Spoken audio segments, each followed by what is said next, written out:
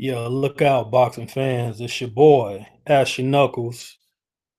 Back at it again, live from the underground, man. Ready to give an official pre-fight breakdown of Guillermo Rigondeaux El Chacal, the Jackal, I believe is what it means. Again, versus Vasyl, high-tech Lomachenko, and a hardcore boxing fans dream fight, basically. Which is actually sad because this thing has been very poorly promoted. I just saw a commercial for the fight, for this particular fight, just last night. Prior to that, I haven't seen any. I just saw haven't seen any promotion to hype this fight. So basically, you got to be of the who's who to know about it. What's good, haplotype? What's good, blood boxing?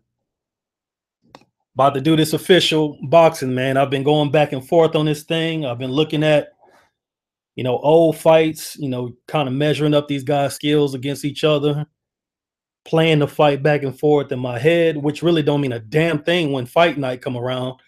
I mean, y'all already know my saying. I mean, you can talk about this thing till you blue in the face.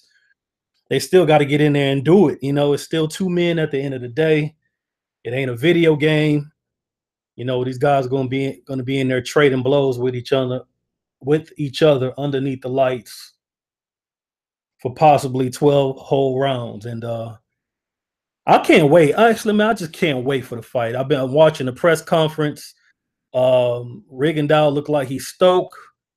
Lomachenko looked like he has a quiet confidence. I saw them face off. Shit, looked like Lomachenko's dwarfing Rigondeaux. Well, Rigondeaux don't really look like he's standing straight up either, man. I guess at the end of the day, their dimensions are not too far apart from each other. They kind of resemble each other in terms of their physical features. They're both ripped to shreds. They're both fast. Both got fast feet, fast hands. Both are very smart. These guys are identical in a variety of ways, man. I'm looking at these guys' credentials, you know, prior to being a professional. Everybody knows about Lomachenko going 396-1 as an amateur, which is ape shit. That means out of over 400 fights total, he's only lost 2 times in his fucking life. That is fucking insane, man. That's insanely good. You know what I'm saying? That is insanely good. And to be honest, only one of those guys he had an avenge, and that's Orlando Salido. The guy that beat him in amateurs, he avenged it twice. He was like a 6-time he was a 5-time world amateur champion, 2-time gold medalist, I believe, in 08 and 12 and 2012. So like Teddy Atlas used to always say, when you got a guy who fought over 150 times in amateurs, I mean, what does that really mean as far as you being a professional? Not much, really. It just means the guy can fight. Well, this lets you know right then and there, this guy can fucking fight. And when you're looking at his resume, to have less than 12 outings total, he's already amassed, I don't know, 2-3 world titles already. WBO super featherweight title, that's what they're fighting for. And I believe a WBO featherweight world title. And, I'm not one that hype guys up. I don't like that. That's never really been my style. When you've been around the boxing game for a while, you get accustomed to like the media, giving guys just crazy accolades. Goddamn, just want to build them into a fighter before they accomplish a goddamn thing. That's what I hate. But the more I see this guy, man, the more I can't fight with these guys giving him accolades. I mean, he's just that damn good, man. I'll watch his fights, and I think it's a work of art, man. I mean, his His feet are fast. His hands are fast. He knows he's a southpaw. And what I mean by that is he fight off of that angle going behind his right hand. I mean, he'll beat on the left side of his opponent's face all night. He will beat on the left side of an opponent's face, man. They can't do a damn thing about it, because it's just really hard to get a read on lefties. And prior to this video, I did a video talking about how Cubans, may be one of the few places in the world in the amateur system as well as professional. When you coming up through the ranks, or when you coming up as an amateur, it's not hard to find southpaw sparring. And in America, if y'all ever been around gyms, fighters or talk to fighters, it's hard to find southpaw sparring. Now, imagine how much harder it is when you're a southpaw trying to find southpaw sparring. Southpaws are not sparring partners, so it's hard to find really good southpaw sparring. Orthodox fighters grow in trees, as most of the professionals and amateurs in the world are right-handed. So I'm just trying to think about this thing. I still stand on that premise that Cuban fighters do on southpaw sparring because they grow up fighting them and sparring them, whether they're right-handed or left-handed. That's just the truth. But just like Haplotype just mentioned in the chat, Loma beat Gary Russell, who's one of the best southpaws in the lower weights, who has similar attributes to these guys with the hand speed and the amateur pedigree, and he's also a world champion. So it's not like he wasn't somebody. Lomachenko was in there with somebody, and he made him look like that. So I don't stand on the premise that is a plus on Rigondeaux's side. When I'm trying to figure out who has the edge in this fight, that's no longer a plus on his side of him being a Cuban, knowing how to dictate the pace of a fight when following a fellow southpaw. They both can do that. And I think that's just Cubans all together, not just Rigondeaux. But yeah, anyway, Guillermo Rigondeaux, he's another lights out amateur. These are probably two of the best Olympic boxers to ever live. Just like Lomachenko had 496 wins and 1 loss, Rigondeaux had 462 wins and 12 losses.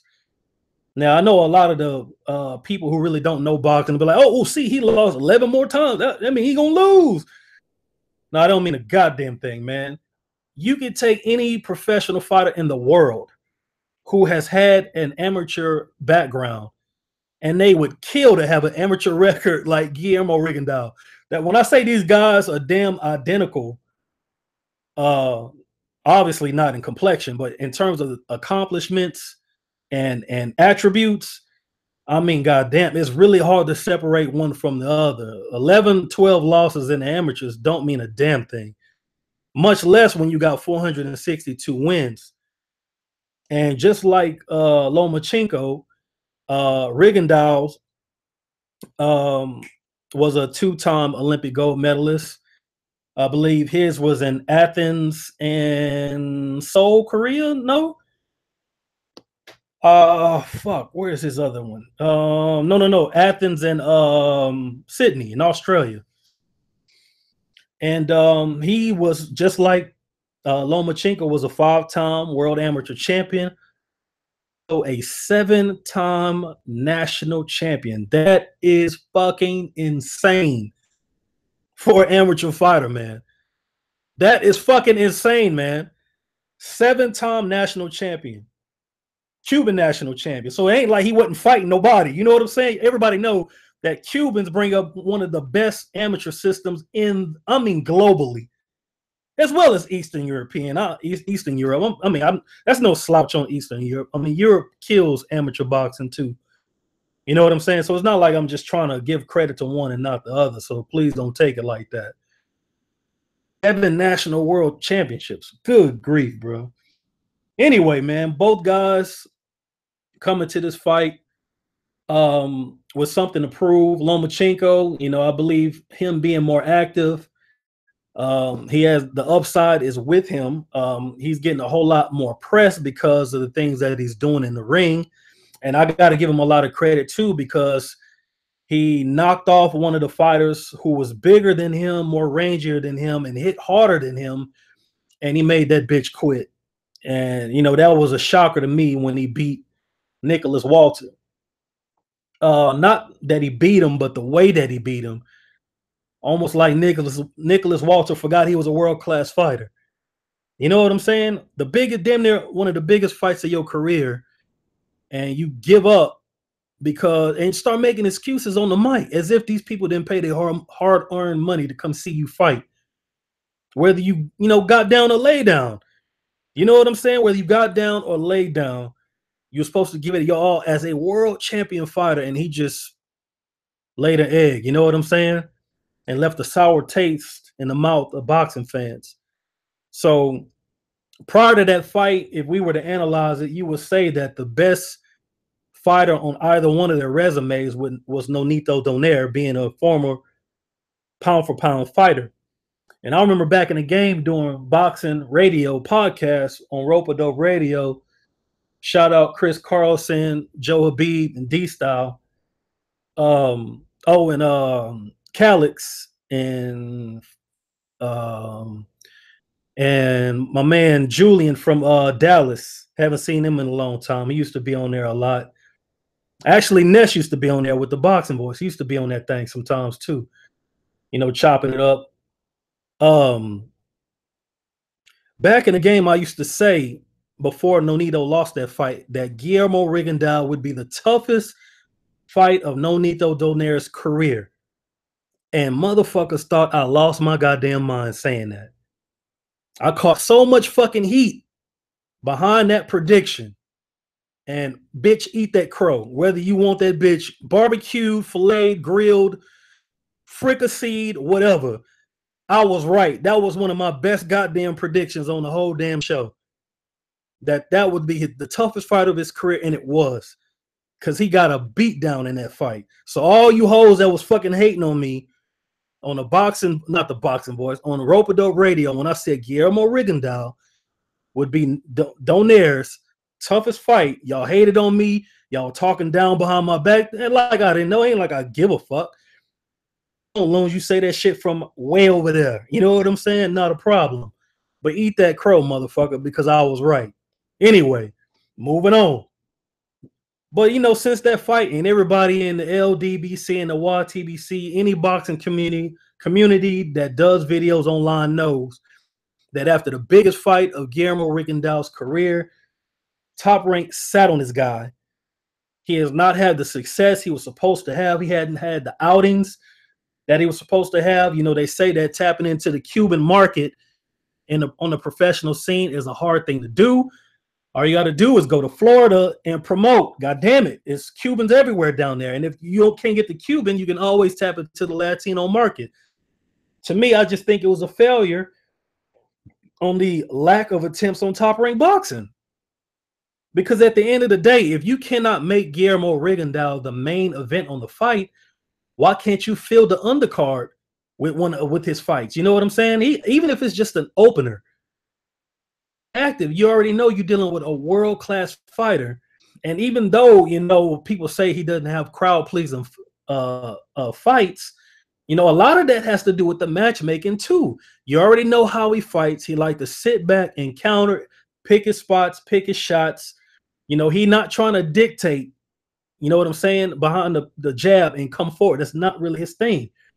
His thing is to line you up for big shots by making you pay for your mistakes. And pay for it you will, because he gonna find them and sort your ass right on out. But in the meantime, while he in there decoding you, there's no action. So that's why the fans are not really pleased when they see Rigondeaux. But a lot of that really changes with time, because if you look at Erislandy Lara, who also had a lot of the same criticism, even though he's a lot more active in the ring than Rigondeaux, a lot of people say, he runs all the damn time, he doesn't make for good fights. He doesn't throw enough punches. If you watch his last few fights, well, maybe not the very last one against Goucher. Goucher was fucking in that bitch in amazement. He was in that bitch like I can't believe I'm in the ring with this guy because he wouldn't let his hands go at all. Everything that was done in the fight had to be done by Lara. But prior to that fight, if you look at Lara's last 3 fights before then, he ain't been doing a lot of moving. He ain't been doing a lot of running. He ain't been doing a lot of sit back and wait. He been fighting a settled fight. He been standing his ground, and I think he been looking pretty damn solid. But I think he left such a sour taste in folks' mouth that folks ain't even tuning in for that shit. You know what I'm saying? So, I understand, but at the same time, when you got that type of fighter, you can do a lot of different things, put them in different sides of the country in terms of the type of sparring they're going to get when they're in camp, their game, you know what I'm saying, to make them fight a more crowd-pleasing fight, being more active, you know what I'm saying? At least if you're going to move a lot, throw more punches. Rigondeaux don't move a whole lot. He move when he need to get out the way of big shots. But he not active. He don't throw a lot of punches. He throw big shots when he need to fight, or when he need to land them. Hold on, let me look at what haplotype. What you put on there? Rigondeaux's career was badly mishandled, but he has some of the blame in that for choosing his team. Rigondeaux doesn't strike me as this big Ivy League graduate. I mean, it's not like the guy like, oh, I get to choose this guy. It depends on who you pick and who's willing to work with you too. I mean, it's a two-way thing. Just because you choose a manager, that don't mean the manager wants you. Like, I could be a shitbag fighter fighting in the gym, but like, you know what? I'm about to sign with Al Heyman. That don't mean Al Heyman gonna let me sign with him. It's a two-way street. You know what I'm saying? On that note. At the same time, I hear you. When you're a world-class fighter, I guess you can hire, some advisor to do, more due diligence in choosing your management or your promotional team. But when you sign with Top Rank, Top Rank has this illustrious career of promoting fighters of all ethnicities at a high level. So what fighter would not sign with Top Rank?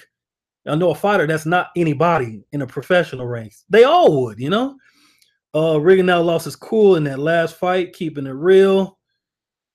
Lost his cool. What, he hit the guy after? Oh, it was he may have hit the guy after the bell, right? I mean, it's not. I mean, I hear you. You mean you keeping it real? It's not like I could say that you're wrong about that, but he doesn't have this history of just hitting motherfuckers after the bell. When you're in a fight, you know what I'm saying? When you're in a fight, a lot of times, you don't hear the 10-second bell. A lot of times you don't hear the bell because you got a motherfucker that's trying to beat you in the head. That's why it's very important for the referee to step in that thing. Get in there when that bell rings, because you are the one that separates the combatants in a fight when the bell rings. The bell don't do goddamn thing but signal to the ref, all right, the round over.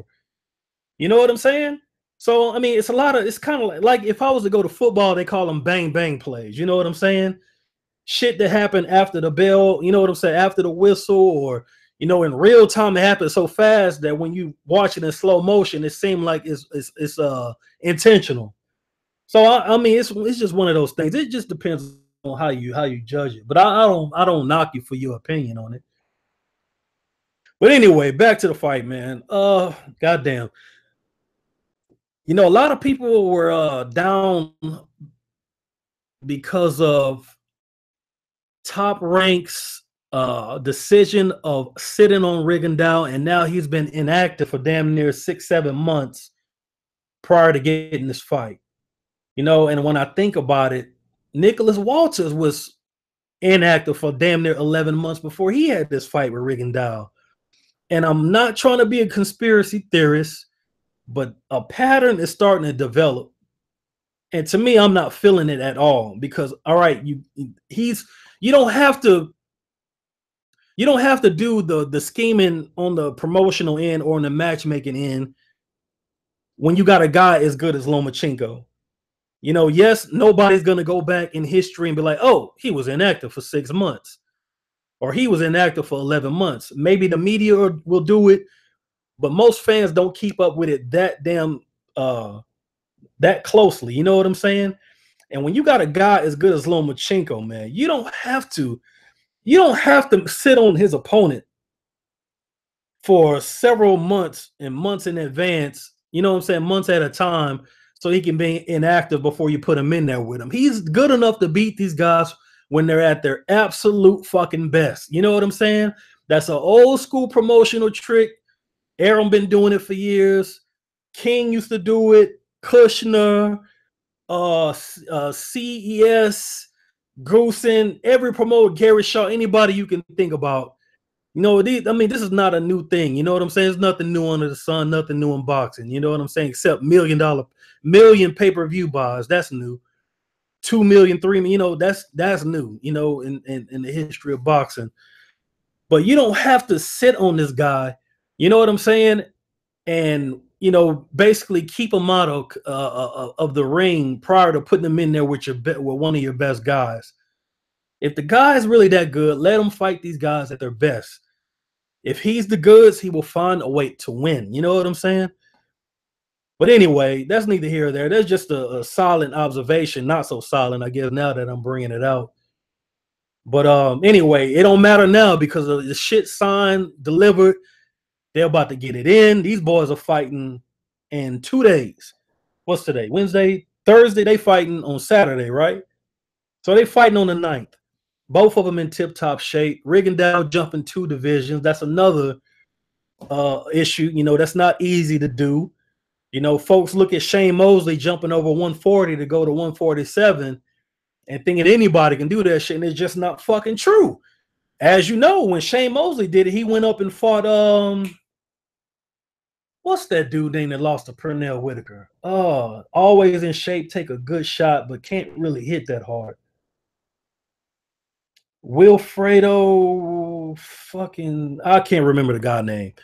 But Shane Mosley didn't just jump 2 divisions and fight Oscar. He had several. He fought Willie Wise. He fought Villarreal, I think his name, not Villarreal, Wilfredo Rivera. Wilfredo Rivera. He fought him first, then Willie Wise, and I think after that he fought Oscar. So he got time to get settled at welterweight before he went after the big fish. Lomachenko just jumping up and waiting, going after the top dog. You know who else tried that shit? Diego Corrales tried that shit. He jumped over 140 pounds, fought Joshua Clottey at 147 and got his ass whooped. Oh, man, Joshua Clottey beat his fucking ass. And then, you know, rest in peace, shortly after that, he would succumb on, I believe, a motorcycle accident in Vegas. Y'all forgive me for a minute. I've been sipping on this JD over ice, man. That's my new shit for anybody out there who be drinking and shit. I don't do it all the time. I be in them plants and shit with your life on the line, but let me tell you something. JD been around long before me. But that's my new shit, man. You know, that shit not only tastes good, but I don't get no fucking headaches, man. No fucking headaches. Anyway, man. What we got? Jumping 2 weight classes. Another dude who did that, Juan Manuel Marquez. Jumped over 140 pounds, went to 147, fought Mayweather, and got his ass sat right back down for his troubles. That's a fight I can criticize Floyd on one hand, but on the other hand, I got to give him a lot of credit because he tuned up. He had a tune-up fight and a comeback fight after being retired for 2 years. I believe it was 2 years.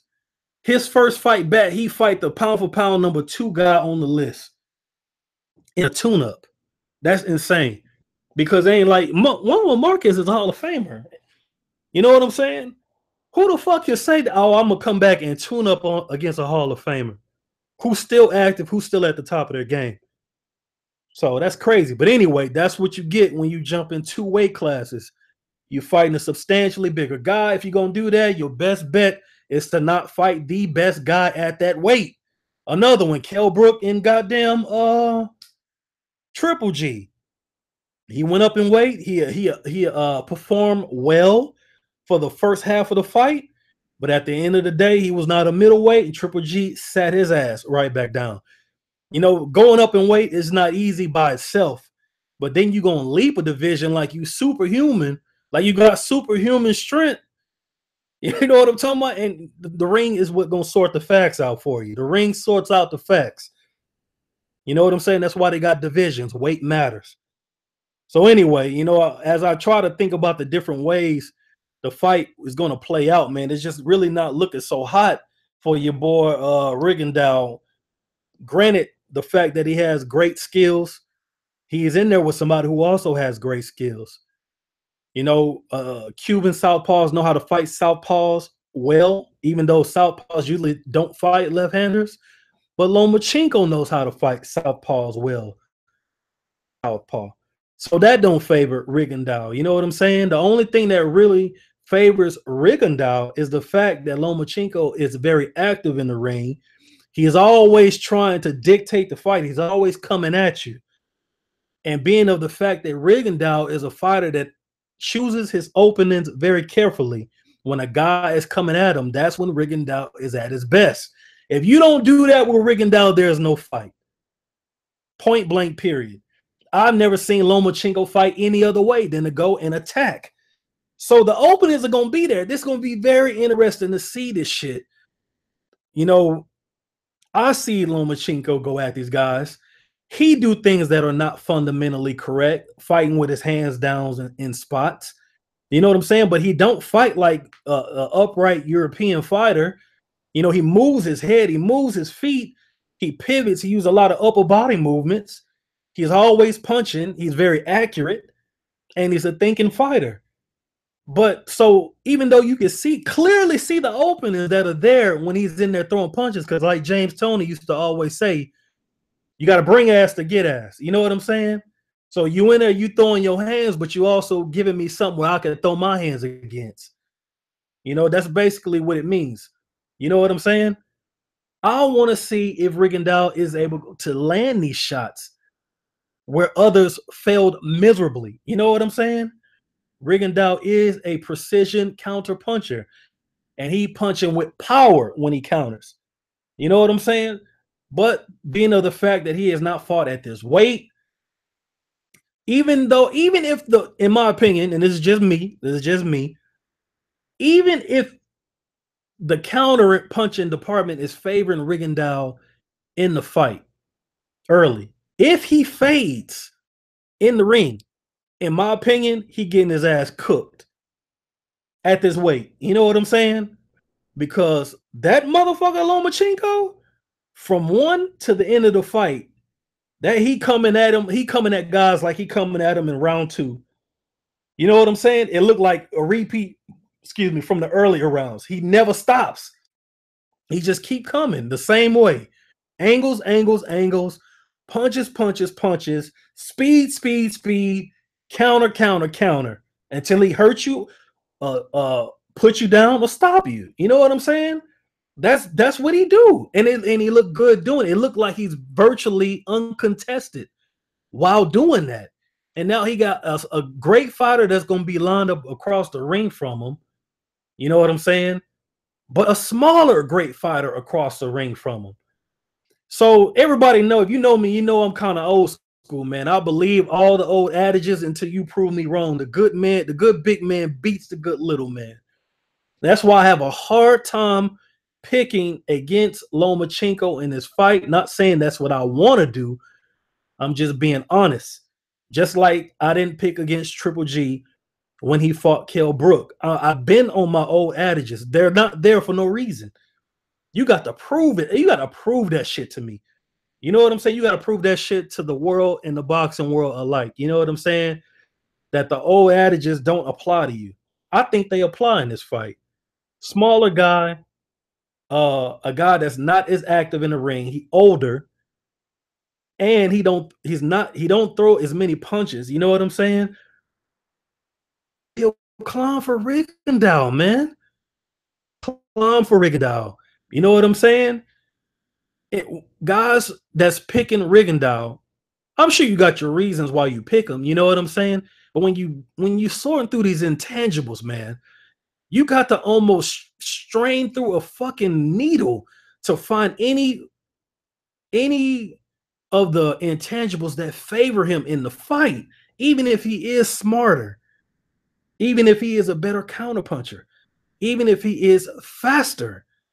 There are so many things that favor the larger man in this ring because there's not too many things that separate these guys when you're looking at their attributes, when you're looking at their accomplishments. So many things that that are against Rigondeaux. He definitely thinks he's gonna win, but hell, if you've been around fighters, even the sorriest motherfuckers in the gym think they got something. If you spend time and you talk to them, they think they can go with anybody. You know what I'm saying? They'll call out anybody. They think they can fight with anybody. And you literally got to tell them motherfuckers that they're the opponent on the fight card. They don't know. They think they the fucking star. You know what I'm saying? They think it's their coming out party. So I don't know, man. I just really see it's an uphill battle. Anybody that's Team Rigondeaux, not talking about fans, but I'm talking about his real team that knows him, that knows boxing. I'm sure they got to be in his ear. Just like Bob Arum said it at the press conference. I forget which one. He says that that Rigondeaux has to win by knockout. If the promoter, the motherfucker who pays the judges, the promoter pays everybody in the fight. If you ain't know, promoter pays everybody. You know what I'm saying? Everybody gets paid by the promoter. If the promoter, and it don't mean there's some home cooking, I'm just putting it out there. Every fight that you see, that's how it goes down. It's just business. The promoter is telling you that the opponent has to win by knockout. You already know the opponent probably going to have to win by knockout. You know what I'm saying? It's not like Bob is promoting the fight and he ringside scoring the shit. Now, whether he doing something under the table with the judges, hey, bro, that's out of my pay grade. You know what I'm saying? I'm not there. I don't see that shit. I know it's happening in boxing. I know it happens in boxing. It's fucking dirty. Always has been. It's still dirty. It looks a whole lot better. It looks a whole lot cleaner. It's a lot more suits, a lot more cameras, a lot more media, a lot more fans. At least on the USA side of things. You know what I'm saying?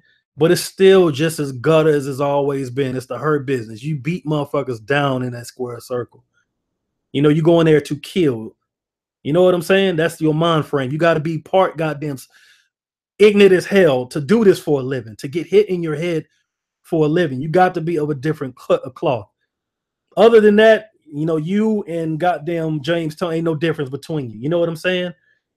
You got to be partially crazy to do this. You know what I'm saying? For a living. I mean, it's serious. I've said this shit for a lot of years. I've seen motherfuckers get their teeth knocked out in the gym. You know what I'm saying? In the fucking gym, where the only wages you getting is sparring, is fees for sparring. That's it. You know what I'm talking about? That's the only thing you getting with that ass whooping before you go back home. You got to be a little crazy to do this for a living. You know what I'm saying?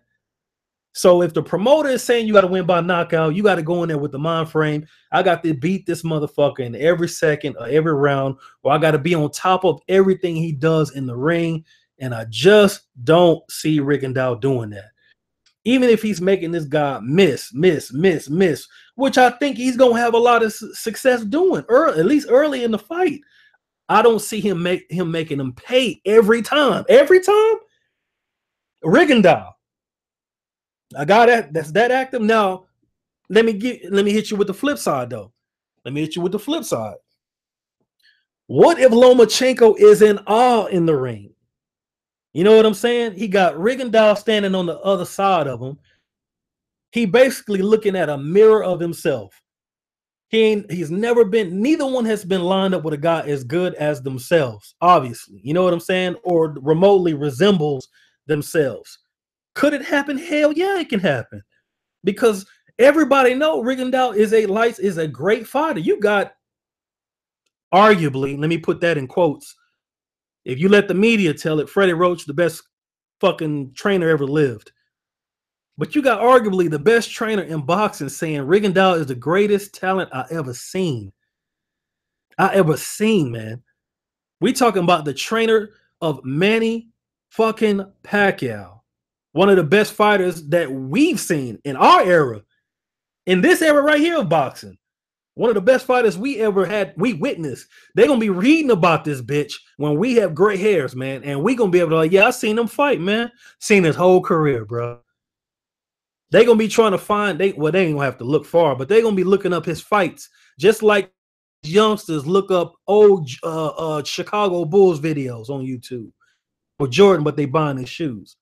It's gonna be the same way for Manny Pacquiao, and you got his goddamn trainer saying Rigondeaux is the greatest talent I ever personally witnessed in my life. That's crazy, man. You know what I'm saying? So I don't know how this fight isn't getting the attention that it deserves. I don't know how more people aren't talking about it. I don't know why this shit hasn't been promoted. You know what? I don't even think Lomachenko is signed to Top Rank. I think Top Rank has a contract with Lomachenko's management. You know what I'm saying? That's what I think. Don't quote me on that. Do your own research. I have not done mine. I just remember hearing them saying something along those lines a little while ago. You know what I'm saying? And that's also why I think Bob hasn't gone all out with the promotion. You know what I'm saying? I could be wrong, but I do know Rigondeaux is his fighter, if I'm not mistaken. Or maybe what is it? Caribe Haplotype? Caribe Promotions? They got a contract with Top Rank, so that's why Top Rank don't go so hard for him. So it's got to be a reason why they pull the plug on the major promotions for this fight. Or maybe it's been on ESPN and I haven't been watching because the fight gonna be on ESPN if I'm not mistaken. But I go to ESPN every now and then. I just today saw a fucking commercial talking about the fight. You know what I'm saying? But the shit it's gonna happen. Weekend. There's all the talk is done. These boys are gonna probably weigh in tomorrow. And shit on Saturday is going down, man. And they're gonna get it in. You know, I initially said that I thought Lomachenko was gonna win by knockout.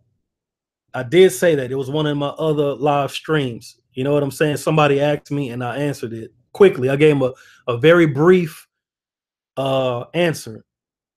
I don't think it's gonna be a knockout this time. Now that I think about it, I think Rigondeaux will be competitive early. Lomachenko will win a decisive decision, but on points. I think he'll win 8. I think he'll win 8 rounds, with 1 or 2 close rounds going to Lomachenko, with him doing enough, being more active.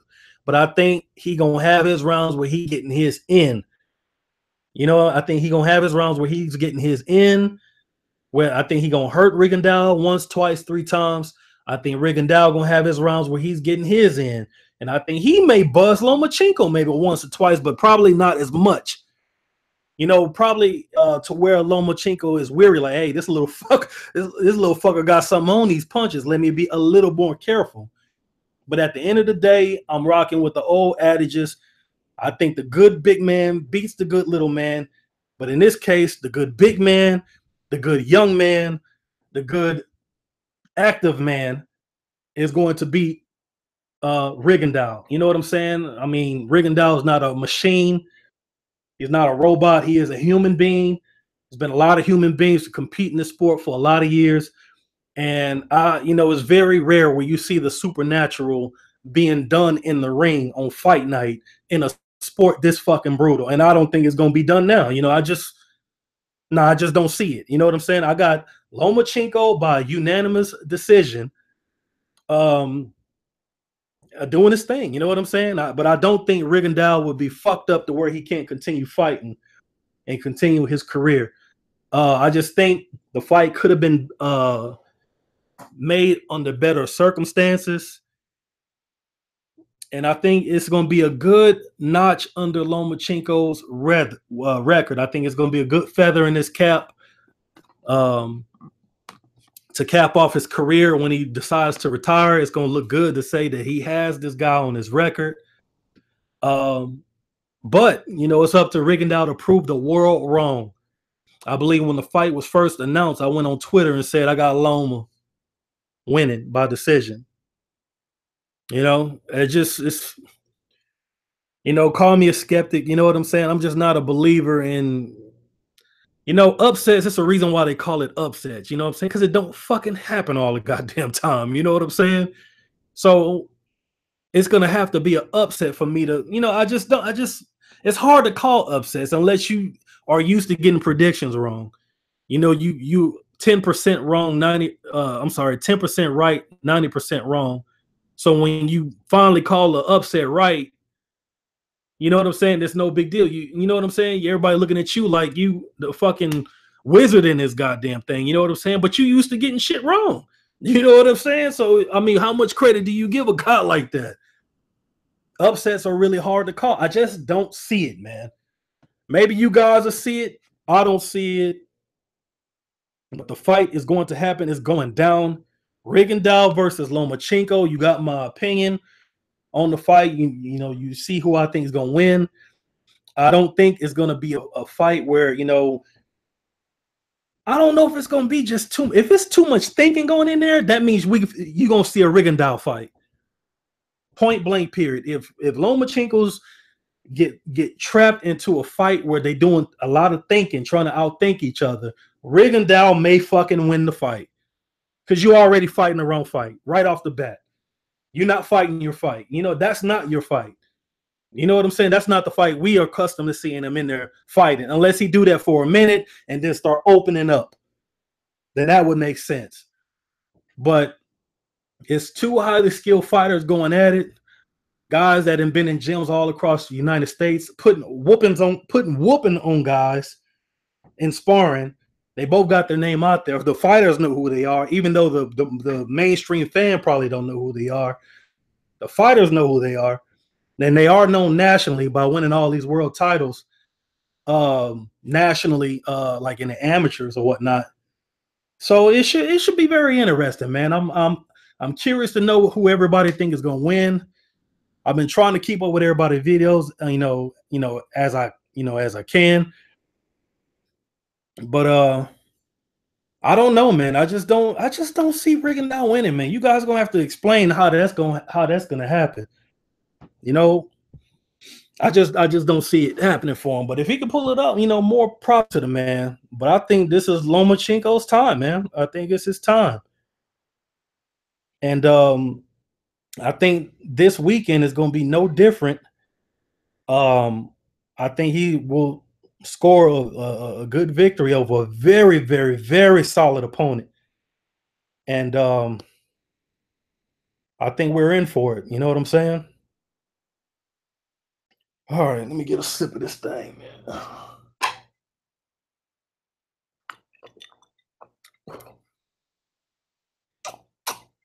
JD on ice, man. I love that shit. That shit tastes good, bro. Now don't get it twisted. I drink I like Johnny Walker Blue Label. I got some of that up in there in the game room. I got some Martell Cordon Bleu. You don't know nothing about that. I used to drink regular Martell coming up. My boy said he's a little younger than me, but his people had a whole lot of money, so he used to always like getting dressed up and riding around. He had a Cadillac. He had a Cadillac with disc and Vogues.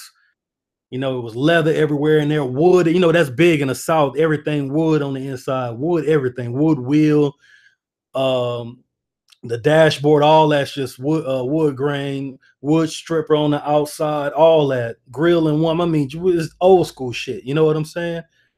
And he used to always want to get dressed up, preppy dressed up. Back when heel figure was the clothes to get. He wanted to wear heel figure shirts, heel figure slacks, and like or polo shirts, polo slacks. Notice I'm saying slacks, not jeans. Polo boots. Just old preppy type ass shit. You know what I'm saying? And have a glass of Martell on the rock. Well, back then we put sugary drinks on top of it. A little Coke or something like that to give it a little color. We ain't know no better. It was just youngsters thinking that we old school, riding around listening to Lattimore and shit. Just tripping, man, tripping. But yeah, anyway, I'm tripping, man. I'm start getting tipsy, start going off. But anyway, man, let me read some of these comments, man. Oh shit. I'm going back. Loma has brittle hands, not good power, and narrow, girly shoulders. Just being fair with my criticism. God damn, girly shoulders, bro. Fuck. Not good power. Hey, you got a lot of fighters that disagree with that. You know what I'm saying? Nonito says he got a pretty good punch. You got some guys that spar with Rigondeaux that says he can crack. You got a guy that spar with Rigondeaux that got his jaw broke fucking with that little dude. So I'm not sure about the not good power, but he probably won't have no good power at 30. He gonna have to show me, man. He gonna have to show me he can bring that power to 130 pounds. Um, I can't. Mr. People Makana. If Rigo beat him, what is there to said about Loma? If he beat him, Loma just got beat by a great little man, you know? I mean, shit, is Loma not going to be Lomachenko? I mean, are the media still going to ride nuts? Hell yeah, they going to ride nuts. This motherfucker lost his second professional fight. And he didn't do nothing but get praises every fight after that. So, I mean, it's not saying that Lomachenko is not a good fighter or a great fighter. It means Rigondeaux whooped his ass. You know what I'm saying? You know that everything has to be settled in the ring, that the ring sorts out the facts. Don't mean Lomachenko's not a good fighter no more. I mean, because guess what? You got two great fighters in the ring at the same time. When when the two bells ring, the first bell and the bell at the end of the 12 ring, somebody got to get that L, homeboy. Somebody got to take that L. They both can't take the victory. So, you know, if he get beat, that means Rigo's the shit, and he needs to be more active, needs to be highly promoted. They need to tap into that Cuban market in Florida or tap into the Latino market on the West Coast. You know, hell, when you got Ricky Hatton tried to tap into the Latino market, you got Triple G, two Europeans tapping into the Latino market in the United States. Why can't you let a Latino tap into the fucking Latino market? That's insane, man. You got New York, you got a lot of Latinos in New York. You just gotta promote, man. You know, it's just you just gotta promote, man. I don't know, man. I guess these old heads, man, they kind of getting too I don't know, they too old, man. They're not keeping up with the changing landscape in boxing promotions. But hey, what the fuck do I know? Bob Arum is a millionaire and I ain't. So maybe Bob knows something I don't know. He wears those Grant orthopedic gloves. Loma does. Yep. Grants are probably not as bad as winning gloves, but fucking Canelo showed me you can knock anybody out with winning gloves. He knocked out Baltimore with winning gloves on. You know what I'm saying? And to knock anybody out with them fucking pillows is amazing. Actually, he used those winning gloves when he fought Triple G. He didn't win the fight, but you know he still had a good outing. I mean, it's not like he went in there and went bitch or folded. You know what I'm saying? Or went down. So winning gloves can be too bad, but yeah, there are pillows, but Grants are a slight above those. I'd have seen many punchers knock out guys with Grant gloves. You know what I'm saying? But it's not like they're punchers gloves. So I hear what you're talking about. Loma's very talented guy, win or lose. No arguing with that. He's a fucking beast. Without question. Um, I just wish this was for undisputed. Rigo has a good chance. The problem is volume. If there's no knockdown, volume should win, even if ineffectual. That seems to be the opinion of the masses. Everybody, it seems like almost everybody I talk to about boxing, they love activity. Me, I'm not an activity guy. You know what I'm saying? Unless that aggression is effective, you know. But a lot of people have their different spin on what effective aggression is or what it can be. You know, effective aggression leads into several other categories of boxing. Effective aggression can sway the judges towards who's more defensive. It can sway the judges on who's being more offensive. But the emphasis is on clean punching. You know what I'm saying? That's my take on that. And yes, I wish it was for undisputed too, but you know, it is what it is. Jeff Boxing says, I think this is like Roy Jones versus James Toney. James Toney was more sound fundamentally. Yes, he was. Roy made all kinds of mistakes. He made all kinds of mistakes against Hopkins too. But because he has such a deep foundation of the basics, he could play convention. That's a very good comp. That's a very good take on that right there, bro. Excuse me. Very good take on that. Even Haplotype says good analogy, Jeff. Volume is the main problem, even if Rigo has the cleaner punches. Right. If he don't land enough clean punches, then it don't matter if he's cleaner. You gotta win the fight. You know what I'm saying? You can't win the fight just looking at the motherfucker. You know what I'm saying? At some point, you gotta let them hands go. So that's a good comment too.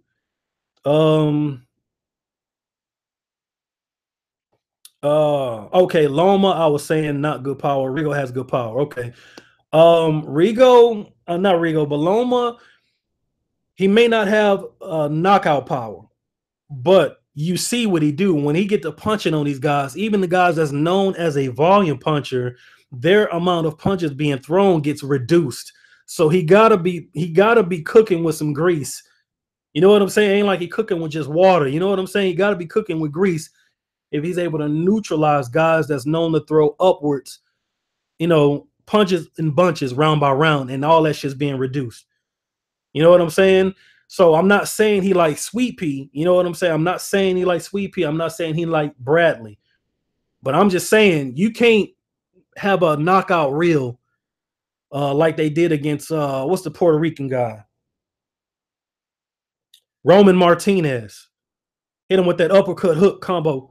If you ain't got some type of thump, you know what I'm talking about? So I'm gonna say he don't have knockout power, but you damn sure gonna respect that Lomachenko in that ring, bro, without question. New fat boy fitness. I'm going for Rigo, but the reality to me is I think size will be a problem for him. And at the end of the day, man, they got weight divisions for a reason. You know what I'm saying? You got weight divisions for a reason. Even the greatest of all time, well, what some consider the greatest of all time. I'm not talking about Ali. I'm talking about Sugar Ray Robinson. Even in his 1 out of 6 fights with Jake LaMotta, he got that ass whooped for his trouble because he went up in weight and fought a middleweight and saw what it's like fighting a substantially bigger guy and got his ass sat back down. Now, we already know what happened in the other 5 fights, and no need to, beat a dead horse. But still and so, that first fight, or was it the second fight? I'm sorry. I'm kind of, it's been a while. I don't revisit old school fights all the damn time. But y'all know the one I'm talking about. That one fight he had with LaMotta. LaMotta was on that ass. So, yes, weight is for real. There's a reason why we have weight divisions and size does matter. That's why, and I'm going off on this. That's why I don't think people gave Roy Jones enough credit for his win against what the fuck is his name? Ruiz. Say what you want about Ruiz. Got an ugly style, does a lot of hugging or whatever. Look at Ruiz's resume. Look at his resume, man. You know what I'm talking about? And not to mention, Roy leaped over the cruiserweight division and won a heavyweight world title. That's 25 pounds that he went up in weight, and he won that bitch. Blanked Ruiz. Blanked him. And people act like, oh, he Roy Jones. He's supposed to do that. Motherfuckers don't know how to analyze this fucking game, man. That is insane. That's an insane feat, bro. That is an insane feat. You know what I'm saying? So anyway, good comment, new fat boy fitness. Haplotype says you're probably right. I suspect Rigo had better power though. Yeah, we'll have to see if it carries up. That's point blank period. That's an honest fucking evaluation, man. And I believe Sugar Ray Robinson lost the second fight. Okay, yeah, second fight. I knew it was one of them, man. I don't be on that shit like that all the time. I mean, hell, it's so much history, man. Can't remember all that shit. You know what I'm saying? Can't remember that shit. But the point was made about size. You know what I'm saying? And another thing about size, when he went up and fought Joey Maxim, even though he was winning, well, it probably didn't have too much to do with size because he was whooping that ass. But still and so, he jumped up to. Matter of fact, I think that was the very next weight class anyway. But still, that was what, 15 pounds when he fought Joey Maxim. You know, just fighting a much bigger guy is not easy. Now I know it was hot as fuck that night, and he was exhausted, and you know he was dehydrated and whatnot, but he still lost. You know, against a bigger dude. Probably not the best example, but you know what I mean, man. Anyway, oh man, okay. Anything y'all want me to talk about before I close this thing down?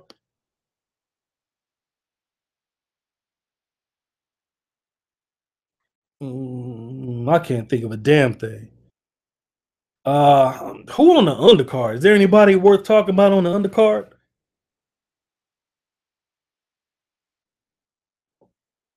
No.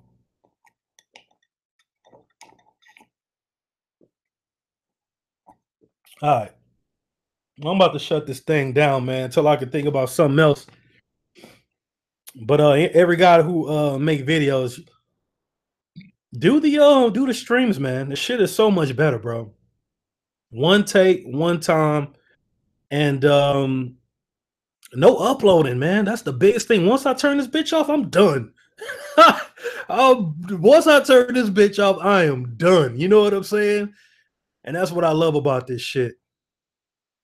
Cameron Khan says, I wonder how often their lead foot would cause issues. Loma and Rigo pivot a lot, and Loma does a lot of unnecessary movement. I don't think they're gonna have issues with their lead foot because they're both southpaws. You know, they would probably have a whole lot more issues if it was a regular style clash between righty and lefty. But it's gonna look like a conventional fight with two righties just from the left-handed stance. But what makes it a style clash is they're not used to fighting guys in that with the same stance. A lefty is not. They're not used to that angle. So they're gonna get hit with shots. They usually get hit with shots that they usually don't see coming. And they can't dictate the way they normally would dictate by leading behind the right hand jab, moving to their right, lining guys up for the big straight left. A lot of those big left hands are just not there. You know what I'm saying? Unless you're a guy who is a southpaw, who knows how to fight a southpaw. So that's what's gonna make it interesting too, bro. Excuse me. My man Blood Boxing says, yeah, no process. There's no process when you doing streams, man. You just basically hit on and fucking off. You know what I'm saying? Spit your piece and hit off, and then it's done. You know what I'm saying? So to me, stream is the way to go. You know what I'm talking about? I'm over here drinking. I'm chilling. I'm just sitting back in the man cave, man. My family just came home. I'm about to go see what the hell they up to. And if I think about something else, man, I'll come back on and I'll go live again, man. But until next time, man, I appreciate y'all boys for checking on me and listen to me speak this bullshit on the stream about boxing. And until next time, I'm gonna holler at y'all, man. Y'all be easy, man.